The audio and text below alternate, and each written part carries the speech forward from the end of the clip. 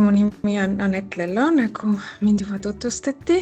Mul on umbes üle 20 aasta pangandussektori kogemust ja ma olen tegutsenud erinevates valdkondades, erinevates pankades ja põhiliselt tegelenud BI raporteerimise, data governance'i ja reporting governance'i implementeerimisega. Ja ma olen olnud ka äripoolel, ma olen teinud juhtkonna raporteerimist ja planeerimist ja kontrolli. Ma vabandan ette ka, kui mul eesti keel on natukene roostes, sest ma eile üritasin mõelda, millal ma viimati ühe eestikeelse presentatsiooni tegin ja see oli vist ikka väga-väga ammu.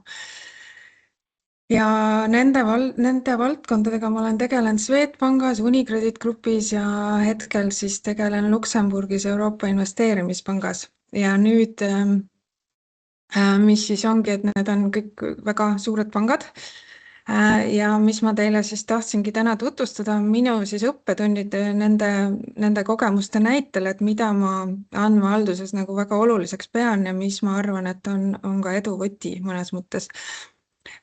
Ja kuna see presentatsioon on väga lühike, siis ma tahtsin tuua välja 3 erinevat teemat, mis minu arvates on siis võib-olla kõige olulisemad.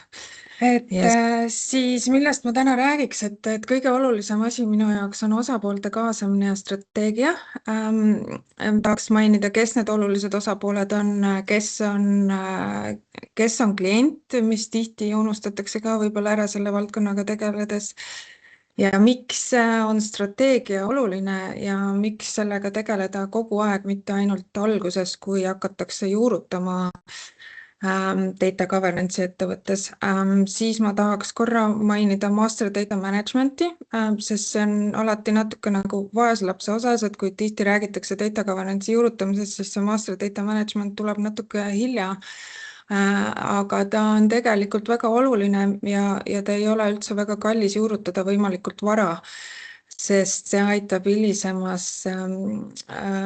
hilisemalt vältida erinevaid probleeme. Ja 3. siis oleks andmekvaliteet ja see võib-olla selle koha pealt, et see on kliendile väga oluline, see paistab väga silma ja selle peale kulub väga palju aega. Nii. Nüüd osapoolte kaasamisel olen ma õppinud erinevates projektides, et kõige esimesena peaks olema tegelikult tippjuhtkond kaasatud ja seda võib-olla natuke detailsemalt, kui arvatakse. Et tihti, ma ei tea, kas te olete ka kuulnud, aga näiteks mul on erinevates organisatsioonides olnud kogemust, et juhtkonna tasemel ainult räägitakse presentatsioonides, et data is an asset ja tegeleme sellega kui asset'iga, aga mida see nagu täpselt tähendab, et sinna nagu detailsusesse ei minda.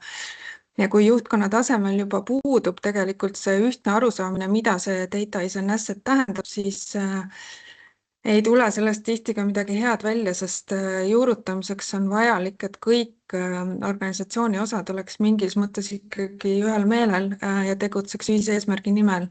Ja kui sul mingi funktsioon töötab vastu, siis sa kindlasti seda edukalt juurutada ei saa, mis iganes sa teha üritad. Siis ma mainiks korra organisatsiooni struktuuri ja strateegiat ja siis toetavate funktsioonide roll. Niisiis juhtkonna roll, ma alustaks juhtkonna kaasamisest ka selles mõttes, et nii kindlasti on nagu kiirem, sellepärast et siis keskastme juhtkonnaga on juba lihtsam saavutada ühiseid kokkuleppeid, et mida siis täpselt teha. Ja kindlasti ei ole data governance midagi sellist, mida saab teha niimoodi, et sa kuskil nurgas üksi seda teed ja dokumenteerid andmeid ja tegeled andmekvaliteediga, et see saab edukas olla ainult siis, kui sul on äripoole teadmisega inimesed kaasatud ja kui sul on IT kaasatud, et toetada seda kõike. Millest siis võiks alustada võib-olla juhtkonnaga ongi see, et aru saada, miks andmed neile olulised on, kas on kuskil mingeid probleeme või kus nad tunnevad, et nad näiteks ei usalda andmeid või puudub ühtne arusaamine, mida need andmed tähendavad või mis see nagu põhiline probleem teie ettevõttes on. Ja siinkohal nüüd, kuna ma mainisin enne pangandussektorit, siis me oleme selle koha pealt väga reguleeritud, et hästi palju on regulatsioone, mille osana tuleb ka data governance mingil määral sisse ja mingid nõuded ja mis pangandussektoris tihti on juhtunud viimasel ajal on see, et keskendutaksegi ainult sellele regulatsioonidele ja võib-olla ei vaadata nii palju seda, mis konkreetselt sellele ettevõttele vaja oleks, aga tihti tegelikult annab seda ühildada. Ja unustatakse ka ära, et need regulatsioonid on tulnud, loodud mingi põhjusega, et seal ei ole nagu päris seda, et keegi lihtsalt mõtles välja, et teeme nüüd nii, et seal on tavaliselt ikkagi midagi juhtunud ennem seda, miks see regulatsioon on sellisena kirja pandud. Nüüd organisatsiooni struktuur, seda mõistet ma ei osanud tõlkida eesti keelde, ma jätsin ta nii nagu on, et see target operating model, et see sisuliselt on siis selline dokument või mudel, et kuidas organisatsioon peaks töötama, mis funktsioonid, mida peaks tegema. Ma olen seda näinud rohkem suurtes ettevõtetes, aga see on kindlasti data governance'ile väga suureks abiks, sest see tegelikult annab päris palju ette juba, kes on nende andmete omanikud ja annab võimaluse rääkida võib-olla ainult ühe osapoolega nendest asjadest, ehk et see diplomaatia on siinkohal kallis, et ei ole vaja erinevate funktsioonidega sama andmedefinitsiooni näiteks läbi rääkida. Et siin, kui ma Swedbankiga kunagi liitusin, siis oli täpselt see aeg, kus olid struktuurimuudatused ja loodi nagu mitmed Pan-Balti tiimid ja seal kohal siis ka neile anti mingi funktsioon, mis tähendas ka seda, et kui andmeid üritati ühtlustada üle Baltikumi, siis nende tiimidega koostöö aitas nagu palju kaasa, et ühesõnaga tegelikult tegi selle võimalikuks, et kui neid funktsioone poleks olnud Pan-Balti tasemel, siis nagu kokkulepet saavutada 3 erineva riigiga oleks väga raske, sest nad on kõik võrdsel tasemel ja kõik erineva arvamusega. Et siin koha peal oli, ma arvan, see edu võti, et miks me suhteliselt kiiresti saime ühtlustada definitsioone, oligi see, et see target operating model oli paigas ja see määras ära ka, kes millega tegeleb. Sest tihti sul ikkagi kõik osapooled ei ole ka nende muudatustega võib-olla nõus ja siis see dokument aitab sind ka nagu veenda, et võib-olla peaks sellest kinni ja arutaks ka andmedefinitsiooni sellest lähtuvalt. Siis järgmisena paneks paika, et kes on põhilised koostööpartnerid. Ja siis vaataks ka, kas organisatsioonis on juba kaardistatud äriprotsessid, et kõik need aitavad teile saada aru, kust ja kuhu andmed lähevad, kust nad tulevad, kellega, millest rääkida, sest just andmekvaliteedi poole pealt muutub kogu see protsess oluliseks ja võib-olla alati ei olegi kõige efektiivsem rääkida selle andmeomanikuga, vaid tuleb rääkida hoopis mõndade teiste tiimidega. Ja siinkohal ka, et kas nendes protsessides on nagu selge vastutus ja siinkoha peal ka, et kas protsessid on kaardistatud näiteks nii, et seal juures on ka reisimaatriks, et kus on kirjas, et kes on vastutav millegi eest ja kes on accountable. Et siinkoha peal tulevad ka erisused, et kellega sellest täpselt rääkida. Ja see loob ka siis transparency ehk et läbinähtavuse, et pigem siis andmete kasutaja mõttes, et kliendi mõttes, et kes seal nagu ahela lõpus on. Nii strateegias ka ma ei taha korrata kõike seda, mida te saate AI-ga ka nagu kätte, aga mida ma võib-olla ütlen, mis ma olen õppinud selle koha pealt on, et tuleb panna paika see operating model data governance'i jaoks, mis on vaja just nagu juurutamise faasis eriti, sest sul on vaja mingites kohtades eskaleerimist ka ja sul on vaja teada täpselt kuhu ja kuidas seda eskaleeritakse. Mis suurtes ettevõtetes tehakse, on seal luuakse mingi data governance committee või kutsutakse erineva nimega. Aga mida ma olen näinud, mis vahest läheb valesti, on sinna komiteesse pannakse inimesed, kellel tegelikult ei ole otsustusõigust ja pädevust, mis tähendab, et kõik eskalatsioonid, mis sinna lähevad, nad ei leia lahendust, sest seal ei istu õiged inimesed. Ja sellisel juhul jällegi on see nagu tupik tänav, et lõpuks lihtsalt lõpetatakse see eskaleerimine ära ja asjad ei muutugi selliseks, nagu võib-olla taheti. mis veel kiputakse tegema, on, et eriti panganduses, ma loodan, et teistes sektorites see ei ole nii hull, on see, et nende policy'te ja guidelines'idega minnakse natukene liiga hoogu, et neid tehakse natuke liiga palju ja natuke liiga vähe ressurssi läheb reaalselt nende implementeerimise peale. Aga mida võib-olla siin silmas pidada, et neid ei saa nagu täitsa vältida ja selle peaks nagu läbi rääkima, et mida teha ja kuidas teha. Aga siin koha peal vähemalt policy tasemel, et mida teha, et seal võiks siis võib-olla võtta samm tagasi ja mitte vaadata, milline tarkvara teie organisatsioonis juba kasutusel on, vaid see policy võiks olla nagu üldisem, et ta kehtiks ka siis, kui te näiteks tarkvara muudate. Ja guidelines siis võiks olla detailsem, et seal kuidas teha, seal te ei saa nagu täielikult vältida seda, et mis see tarkvara teil juba olemas on ja on ka mõistlik vaadata, mis funktsionaalsus seal olemas on, et kui teha nüüd vastupidi, et panna guidelines'i, et kuidas peab tegema ja tuleb välja, et see tarkvara ei toeta seda, kas te hakkate uut tarkvara juurutama paralleelselt või asendama, kõik see on nagu lisakulu, et siin koha peal tuleb ka olla ettevaatlik ja lähtuda sellest, mis väärtust see loob. Nii, siis rollidest ma juba rääkisin, aga see peab olema äärmiselt nagu selge, et kes mida teeb ja millisel juhul, kes reageerib ja nii edasi, et oma andmekvaliteedi juures tulen selle juurde korra tagasi. Ja elutsüklist ma mainiksin pigem seda, et loomine, muutmine on nagu sihuke hästi naturaalne protsess, et see tuleb vajadusest, aga arhiveerimine, kustutamine tihtipeale ei tule, eriti just kui see ei ole kohustuslik.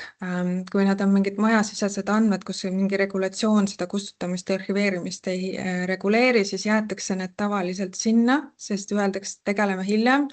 Aga hiljem tegelemine tähendab seda, et kui sul mingi hetk tuleb mõni migratsiooniprojekt, sa hakkad tarkvara vahetama, sul on vaja näiteks andmebaasi migreerida, siis see muutub sulle takistuseks ja aeglustab protsessi kõvasti. Pluss on ta kogu aeg lisakulu neid laadimisi üleval hoida, kui reaalselt neid andmeid tegelikult vaja ei ole enam. Et tasuks mõelda välja ka mingi regulaarne, võib-olla aastane protsess, kus puhastatakse andmeid ja eemaldatakse need, mida enam vaja ei ole. Protsesside koha pealt pidada, mida meie jälgime hästi palju, on see WV meetod, et ma jätsin siin ingliskeelselt, et see on hästi lihtne meeles pidada, et see on nagu 5, 2 siis V-d, et see äriprotsess ja kõik, mis te seal kirja panete, et ta võiks vastata neile 5 küsimusele, et see oleks nagu selge. Ja see aitab ka hästi palju seda, et kui organisatsioonis inimesed vahetuvad, siis uutel inimestel on ka selge, et mida, kes, kus ja miks teeb. Ja siis tekib ka vähem andmekvaliteedi probleeme. Nüüd teine valdkond, mis ma tahtsin puudutada, on master data management. Et tihti on nii, et kui hakatakse sellega tegelema, sest tekib vajadus, siis tõenäoliselt on juba jäänud see implementeerimine natuke hiljaks, sest siis ta on juba kulukas. Miks ta on oluline? Ma tõin siin ka mõned näited slaidil, et näiteks hiljuti Euroopa Komisjon või paar aastat tagasi juba otsustas, et sellel aastal peaks juurutama uued sektorite koodid Euroopa Liidus, mis mõjutab siis kõiki sektorid, kes mingil määral sektorite põhist infot edastavad. Ja mis ma siin olen näinud, on see, et on palju päris suuri ettevõtteid, ma ei räägi nüüd nendest, kus ma töötan, aga ka nendest, kellega me koostööd teeme, kes ei ole suutnud seda õigeaegselt juurutada. Ja üks neid põhjuseid kindlasti on see, et master data management ei ole korrektselt tehtud. Ja neid koode on vaja muuta paljudes eri kohtades, et saada süsteemid nii-öelda konsistentseks ehk et siis vastavast üksteisega ja see on siis nagu kulukas ja aeganõudev ja pluss on seal reputatsiooni ja usaldusväärsuse risk, kui need andmed lähevad majast välja. Siin koha peal, kui sa näiteks pead oma välistele osapooltele ütlema, et vabandust, aga me ei jõua õigel ajal seda implementeerida, kuna see süsteemide mõttes on nii keerukas ja nii edasi, et siin tasuks sellele mõelda ja kulu, ta on väga suur kulu, et mis mul oli hästi tore, oli see, et kui ma Euroopa Investeerimispangaga liitusin, siis see oli ennem Brexitit ja üks selliseid suurimaid esimesi projekte, kus mind pandi, oligi Brexiti implementeerimine süsteemides nagu andmete seisukohalt ja see see oli väga õpetlik, sest viimane Euroopa Liidu liitumine oli toimunud juba päris ammu ja see ei olnud korralikult dokumenteeritud, et mida süsteemides täpselt muutma peab, kui Euroopa Liitu tuleb liikmesriik juurde. Samamoodi ei olnud seda tehtud, et mis siis juhtub, kui välja läheb, sest seda stsenaariumi ei olnud nagu tegelikult ennem Brexitit üldse ette nähtud, et keegi tahaks seda kunagi teha. Ja siis me selle projekti käigus seda kõike tegime ja need inimesed, kes olid viimase liikmesriigi implementeerinud, nad olid loomulikult ammu pensionile läinud, nii et ei olnud ka eriti kellegi käest küsida, mis tegi selle päris aegnõudvaks projektiks. Aga kui see oleks kõik korralikult eelnevalt dokumenteeritud olnud, siis oleks meile kui hiljem tulnud inimestele see päris lihtne olnud vastupidine protsess siis käivitada. Ja siin, millised kulud teile kindlasti jäävad, isegi kui teil on hea või hästi implementeeritud see master data management, on ikkagi see, et kui teil näiteks reference data muutub ja seda väljaspoole kommunikeeritakse, siis tuleb ikkagi läbi rääkida ka väliste osapooltega. Need tihti ikkagi jäävad, aga vähemalt õnneks võib-olla ei pea te kommunikeerima, et te olete hiljaks jäänud. Ja nüüd viimase teemana oleks siis andmekvaliteedi kontrollid, mis minu õppetund on, et tihti tehakse nad andmebaasi tasemel, aga andmebaasi tase data pipeline'is on tegelikult juba üks päris hiline staadium. Ja kui nüüd tulevad selles staadiumis välja suured kvaliteedivead, siis tuleb ikkagi minna nende algusesse sinna allikasse tagasi, et neid parandada. Seega tegelikult oleks kõige efektiivsem luua kontrollid allikasse, võimalusel panna allikasse hoopis ärireeglid, et see nüüd vabandan, kui on imelik eestikeelne tõlge, aga mis ma ärireeglina silmas pean, on see, et näiteks valede andmete salvestamine ei ole üldse lubatud. Et kui on näiteks mingi väli, mis ei tohi olla tühi, siis andmesisestajal ei ole lubatud salvestada sellisel moel oma seda sissekannet. Aga tihtipeale ei ole see võimalik, siis sellisel juhul tuleb ikkagi panna andmekvaliteedi kontrollid, mis siis need erandid edastavad. Siinkohal oleks ka protsessi mõttes efektiivne, kui need erandid läheks kohe sellele samale inimesele, kes neid sisendeid teeb, mitte ei käiks kuskilt mööda suurt organisatsiooni ringiratast, et sinna tagasi jõuda. Ja mis ma ütleks ka, et siin pangandussektoris just on oluline ka, et palju neid kontrolle on ja palju nad katavad andmeid, et mis see protsent on, et palju andmeid on kaetud kontrollidega, mis tähendab, et hakatakse hästi palju dubleerima, aga palju ka mõttetuid kontrolle looma. Ja seda tuleks ka nagu siis ikkagi mõistlikkuse piirides teha, et kui kontroll on ette näha, et mitte kunagi ühtegi erandit ei väljasta, siis võib-olla ei ole mõtet seda kontrolli sellisel kujul töös hoida ja siinkoha peal ma pigem pooldaks, et kui on audiitorid või keegi, kes survestab seda tegema, siis ikkagi nendega ka detailselt asjad läbi rääkida, et miks nad seda nõuavad, selle asemel, et seda lihtsalt teha. Ja mis ma veel paneks südamele, mis ma olen näinud, et IT-projektides tihti pargitakse andmekvaliteedi kontrollid kõrvale, öeldakse, et see on nagu hilisem teema, see ei ole oluline alguses go live'is, et ärme seda tee. Hiljem tuleb välja, et budgetit enam ei ole, et seda teha. Ja siis jäävad need tegemata, siis tuleb see eelarve kuskilt mujalt leida. Et siinkoha peal minu arust on ka osapoolte kaasamise mõttes kõige lihtsam teha seda projekti osana, sest seal projektis on sul juba sees need SME-d, need inimesed, kes teavad neid andmeid ja need IT-arendajad, kes neid implementeerivad, juhul kui teil ei ole see äripoolele toodud. Ja siis saab kiiresti olemasoleva ressursiga tegelikult need ära teha, et see ei ole just kõige aeganõudvam osa selles projektis. Ja siis on nad kohe alguses paigas ja ei tekigi valesid andmeid. Nüüd, mis mul endal see kontrollide dubleerimine on veel huvitav arutelu olnud audiitoritega, kes tahavad, et sellisel kujul, kui allikas on kontrollid olemas, siis nad lisatakse kindlasti ka hilisemates staadiumites uuesti. Aga kui sa nüüd 3-4 kihti teed seda sama kontrolli, et siis sul jällegi, et see on kõik lisakulu, keegi peab seda igapäevaselt monitoorima, keegi peab neid kontrolle töös hoidma. keegi peab neid muutma, kui andmed muutuvad, et siin koha peal tasuks jälle nagu hinnata, et mis need lisariskid on, mis seal peale allikad tekivad, et kas neid andmeid muudetakse mingis laadimise etapis oluliselt, et on vaja ikkagi tekitada neid lisakontrolle või on need lisariskid nii väiksed, et sellel ei ole mõtet, sest eeldusel ka, et lõppraportid näiteks, kuhu nad lähevad, neid juba nagunii valideeritakse. Et võib-olla siis sellest valideerimisest piisab.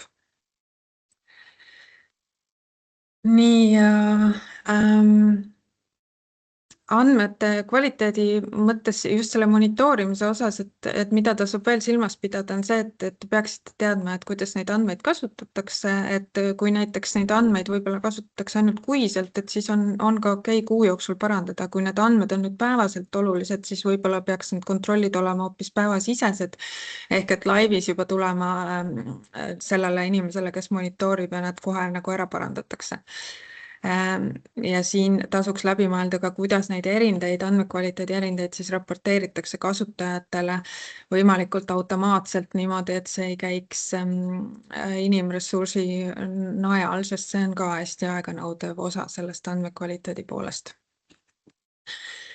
Ja kui need kontrollid on nüüd erinevates süsteemides implementeeritud, siis kindlasti tuleb mõelda, kuidas nad statistika mõttes nagu kokku tuua, sellepärast et vastasel juhul läheb see statistika tegemine päris keeruliseks, kui te peate ükshaaval neid noppima hakkama erinevatest kohtadest. Ja see monitoorimist ma soovitan veel kindlasti mõelda kui äriprotsessi osa ja panna ta protsessi sisse. Nii et ka need tiimid, kes neid andmeid omavad või sisestavad või midagi nendega teevad, oleksid teadlikud sellest, et seal on sellised kontrollid ja mis nende erinditega siis tegema peaks. Ja nüüd siis kiirelt üle korrata siis need 3 teemat, mis minu jaoks võib-olla siis kõige olulisemad on ja kus ma olen näinud nagu edukaid näiteid ja mitte nii edukaid näiteid, ongi siis see juhtkonna kaasamine, master data management ja andmekvaliteedi monitoorimine. Ja see olekski minu poolt kõik, et ma ei tea, kas kellelgi tekkis mingeid küsimusi. Mingi alt ja meil on siin 2 küsimust Roman Voronkovilt. Esimene küsimus on, et mis teie jaoks data governance tähendab ja mis on selleks vajalik? Ja teine küsimus on, et kas te füüsiliselt olete ka Luksemburgis või on teil kaugtöö võimalus? Ma vastan sellele teisele kiirelt, sest see esimene on päris pikk küsimus. Et ma praegu täiendan ennast Tartu Ülikoolis ja praegu tõesti ma viibin Eestis ja ma olen ametlikult puhkusel. Aga kaugtöö võimalust on meil üldiselt väga piiratud. Nii et kui te peaksite kaaluma EIB-sse tööle tulla, siis seda kindlasti intervjuudel juba mainitakse teile, et mis need reeglid on. Aga data governance'i kohta? Ja, data governance'i kohta. Data governance klassikalises mõttes siis omabki, seal on erinevad nii-öelda pillarid, kuidas sa kutsud neid siis sambad, et sul on andmete dokumenteerimine, andmekvaliteet, data lineage, seda ma isegi ei oska hästi tõlkida. Et sul on sisuliselt kogu andmete haldamise pool, mis siis puudutab kõike, mida andmete metadaatad ja kuidas ja kus neid andmeid hallatakse ja kõike seda, aga ta ei puuduta nagu seda andmete sisu selles mõttes, et see sisu tuleb ikkagi äriprotsessidest, et seda ma nagu ei peaks seda osa, aga mis see data governance on ikkagi, ta on kõikide funktsioonidega ettevõttes nagu väga tihedalt seotud, et ma ei oskaks nagu ühtegi funktsiooni välja tuua, kes ei oleks kuidagi seotud selle implementeerimisega, nii et selles suhtes see joon seal vahel on nagu väga õhuke, et kus data governance lõpeb või hakkab. Jah, ma küsiks ka siin võib-olla paar mõtet, mis mul tekkis, et võib-olla saad selgitada, et kui data governance'i nagu kui programmina nagu siis ettevõtte või organisatsioon hakkab tegelema, et sinu kogemuse pealt, mis Eestis tihtipeale tehakse, võetakse selline fookusgrupp või fookusandmestik, mille peal siis hakatakse seda nagu laivi viima, et võtame nagu step by step. Ja siis teine pool on see, et milliste andmetega me kõigepealt hakkame tegelema, võetakse üldiselt ikkagi on see ärikriitilised, mis on nagu selline esimene step ja et kõiki andmeid nagu selle andmehalduse programmiga nagu siis võib-olla ei kaasata. Et kuidas sinu nagu see kogemus on ja mis nagu sina arvad, et mis tee on siis see kõige parem? Ma arvan, et siin ei ole nagu ühte head valemit, et see nii väga sõltub sellest, et palju ettevõte tahab ressurssi sinna panna, palju inimesi värvatakse sellega tegelema. Ja ma arvan, et välismaal ka on ikkagi nii palju, kui ma olen ka konverentsidel inimestega rääkinud ja erinevatest pankadest, et ma olen tihti just UK inimestega sellel teemal rääkinud, et igal pool tehakse seda ikkagi nii, et kui alustatakse, siis võetakse mingi fookusala. Mis võib-olla pangandussektoris erineb, et võib-olla see fookusala tuleb sul regulatsioonidest, et sa vaatadki, et mida konkreetselt hetkel tahetakse ja siis hakkad sellega tegelema, et see ei tule sul nii palju sisemisest vajadusest. Aga ma arvan, et see on nagu loogiline etapp, aga tasub nagu suuremat pilti ikkagi silmas pidada just selle arhitektuuri seisukoha pealt, et ma ei tea, võib-olla ma siin tooks ühe õppetunni veel, et kuna tihti võetakse seda data governance'i kui andmebaasi nii-öelda osa, siis näiteks kui minnakse dokumenteerima neid andmeid, siis hakatakse andmebaasi tasemel neid dokumenteerima. Aga nüüd see tähendab, et kõik migratsioonid, kõik muudatused, mis sa sellel tasemel teed, see toob kaasa nagu lisatööd, et võib-olla nagu allika tasemel need asjad muutuvad vähem ja tegelikult on ka võib-olla ärile rohkem arusaadavad, sest allikad nagu tihtipeale on ka ärile ligipääsetavamad. Siin jällegi sõltub, kuidas see andmete ligipääs siis andmebaasi tasemel on organiseeritud, aga ja sõltub ka, et mõnes organisatsioonis näiteks allikale üldse ligi ei pääse. Et siis võib-olla dokumenteerides seda kihti, mis on ärile kõige nähtavam. Sellest nad saavad aru. Oleks ka selline organisatsiooni küsimus, et sa mainisid target operating model ja siis kõik see rollid paika panna. Et see kõlab nagu selline kuid või isegi aasta või paar aega võttev teema, aga samal ajal meil tehnoloogia, eriti tehisintellekt areneb nagu nädalatega ja et kuidas need kaks asja omavahel niimoodi sünkroniseerida niimoodi, et päriselt need uued tehnoloogilised võimalused jõuaks ka nagu mingisuguse mõistliku ajaga organisatsioonis kasutusele. See target operating model, ma arvan, ei ole niivõrd tehnoloogiaga seotud, et näiteks ma ei tea, võib-olla lihtne näide on ju, et kui Swedbank hakkas nagu rohkem liikuma Balti tasemele võrreldes siis, kui nad ennem olid riikidepõhised, et see target operating model näiteks paneb nüüd kirja, et seal on funktsioon X, kes vastutab näiteks tähtajaliste deposiitide hinnastamise eest Baltikumis. Nii.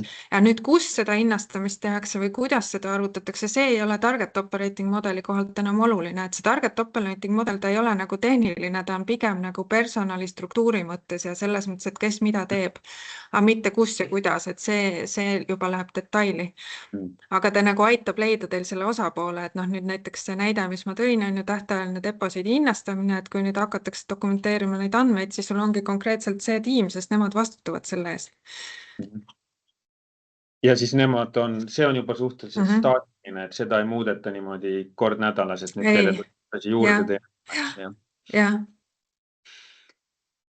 Aga mis ma võib-olla selle strateegia koha pealt tegelikult unustasin enne mainimata ka, see, mis tihti juhtub, ongi just see, et kui need struktuurimuudatused tulevad, siis need data governance strateegiat ei uuendata, mis võib sind välja viia situatsioonini, et näiteks 5 aastat hiljem tulevad audiitorid ja küsivad, et oota, aga miks te nagu nii teete, on ju, et tegelikult on ju ammu muutunud asjad ja siis hakatakse mõtlema, et jaa, tõesti, et oleks pidanud võib-olla kohandama. Et see tuleks nagu üle vaadata, et kui just on suured juhtkonna muutused, et kas kellelgi on arvamused muutunud, mida teha ja siis kui on suured struktuurimuudatused, et kas see mõjutab ja kuidas mõjutab. Ja ma veel ühe viimase küsimuse küsin, et finantssektori taustal kindlasti seal on oma spetsiifika, aga just sinu kogemuse pealt, millised on siis need nagu võib-olla üksused või siis koostööpartnerid, kellega siis seda andmehaldust on kõige nagu võib-olla efektiivsem jõustada või kes peab olema nagu see nagu esimesed valdkonnad, mis sul peavad paadis olema ja kellega koos nagu liikuma hakata, et kuidas nagu sinu kogemus selle pealt on olnud? Ja mul on üks kogemus, kus need muudatused tulid IT poole pealt alguses, et tulidki tehnilistel põhjustel ja IT tahtis hakata nagu nende asjadega tegelema, aga äri nagu hästi ei saanud veel aru, miks ja et nende jaoks nagu ei olnud see prioriteet. Ja sellisel juhul tegelikult aastaid tehti midagi, aga midagi välja ei tulnud, on ju. Nüüd seesama protsess hakkas hiljem teistpidi pihta, et seal tekkis nagu ärivajadus ja siis kaasati IT, et see on minu arust nagu palju loomulikum, et IT ikkagi on tugiüksus või kui ta on, sõltub nüüd ettevõttest, on ju. Aga võiks alustada ikkagi toodetest ja kus ettevõttesse raha sisse tuleb ja võib-olla valida nagu, et kõige suuremad tootegrupid ja hakata nende andmetega minema. Ja siis kaasata ka nende toodete eest vastutavad nagu äripoole inimesed ja seal kindlasti vaadata, et nendega ollakse nagu ühes paadis. Siis jõuab see paat ka kuskile. Aga suur tänu, minu arust oli väga hea ülevaade sellest, kuidas nii pangas kui ka teistes suurtes organisatsioonides andmeteemat juurutada ja juhtida ja suur tänu ka külalistele ja järgmise korrani. Aitäh! Ja suured tänud! Head aega!